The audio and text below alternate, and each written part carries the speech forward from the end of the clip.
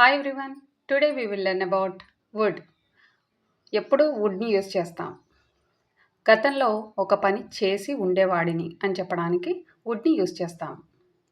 ఒక పని గతంలో తరచుగా చేస్తూ ఉంటే ఆ సందర్భాలలో మనం వుడ్ని యూస్ చేస్తాం. Structure subject would V1. Let's learn with some examples. నేను సినిమాలు చూసేవాడిని. I would watch movies.